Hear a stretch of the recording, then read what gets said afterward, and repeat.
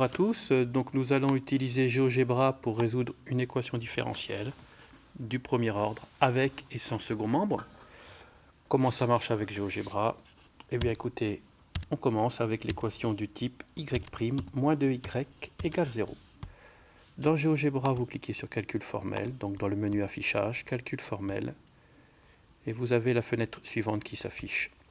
Vous saisissez l'instruction résolve équadif et vous rentrez votre équation.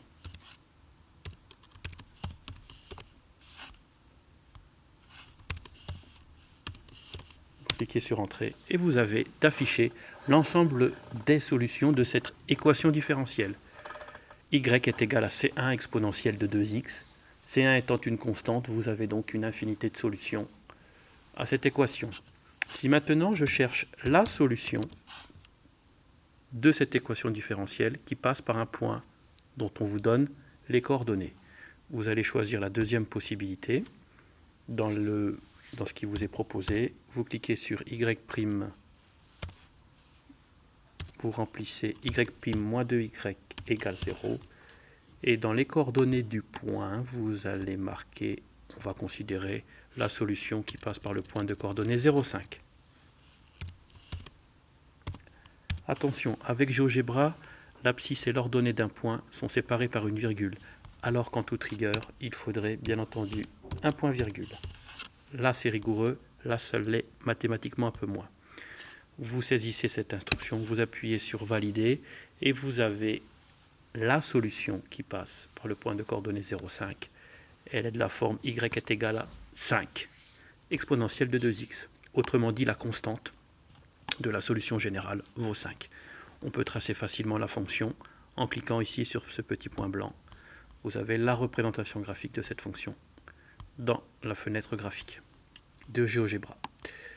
Maintenant, on va s'intéresser donc à une équation différentielle du premier ordre avec second membre. On procède identiquement, c'est-à-dire qu'on saisit notre expression de l'équation différentielle. Allez, en second membre, on va prendre un demi, on va dire un demi. Vous cliquez sur Entrée et vous avez donc la solution générale de cette équation différentielle. Elle est composée d'une part de la solution de l'équation homogène associée, c'est-à-dire celle-ci finalement quand c'est égal à 0, et d'une solution particulière. Le moins un quart, on le devine, hein, puisque si on remplace moins un quart là-dedans, il est évident que la dérivée de moins un quart étant égale à 0, moins 2 fois moins un quart, ça fait bien un demi. Donc cette solution particulière est évidente, et la solution de l'équation homogène associée aussi. Donc finalement, avec GeoGebra, vous avez la solution générale, rien qu'en saisissant cette instruction. Si on veut maintenant la solution générale passant par un point donné, vous tapez résolve équadif, vous recopiez la solution, l'équation, moins 2y égale 0, égale 1 demi. Et vous saisissez les coordonnées du point. On va prendre le point de coordonnées 0,5. Attention, abscisse et ordonnées sont séparées par une virgule. Vous cliquez sur Entrée et là vous avez la solution parmi toutes ces solutions qui passe par le point de coordonnées 0,5. C'est-à-dire que cette solution est y est égal à 21 quarts exponentielle de 2x moins 1 quart. Voilà pour les équations différentielles du premier ordre avec et sans second membre. Je reviens aux équations sans second membre et je vous propose de représenter graphiquement l'ensemble des solutions. Parce que là, du coup, en cliquant sur le petit point blanc, vous avez par défaut une solution qui est représentée.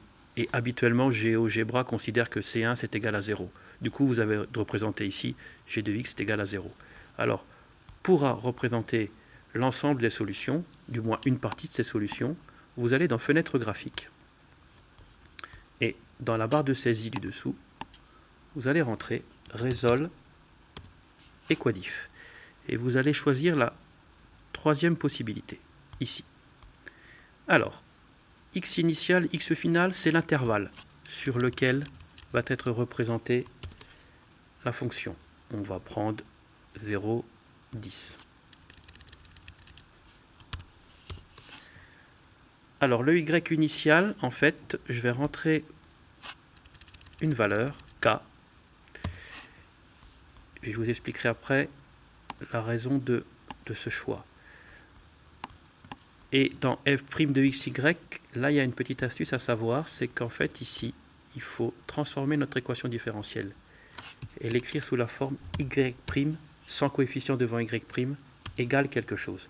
En l'occurrence ici, égale 2y. Du coup, c'est ce 2y que vous allez mettre ici. Le pas, on va de 0 à 10, on va considérer un pas de 0, 0, 1. Vous cliquez sur Entrée. GeoGebra me demande de créer un curseur K. Voilà. Alors, vous aurez compris que le K, en fait, c'est l'ordonnée du premier point, je dirais, de cette courbe. La courbe, si K est égal à 1, va débuter, on va commencer à la tracer au point de coordonnées 0, 1. En fait, c'est la condition que, la condition initiale. Ensuite, si K égale à moins 2, on va dire, la courbe, elle va débuter au point 0,2. On va commencer à la tracer au point 0,2, etc., etc. Donc, vous pouvez jouer sur les valeurs de K, bien évidemment, en faisant un clic droit et puis propriété. Vous allez avoir ici les valeurs de K, les valeurs que K va prendre. Et si vous faites un clic droit et que vous cliquez sur afficher trace, vous balayez avec le curseur et vous avez ici de représenter quelques solutions, hein. Ce n'est pas l'ensemble des solutions, évidemment, puisque K ne prend pas une infinité de valeurs ici. Vous allez avoir ici de représenter l'ensemble des quelques solutions sur l'intervalle 0, 10. Alors,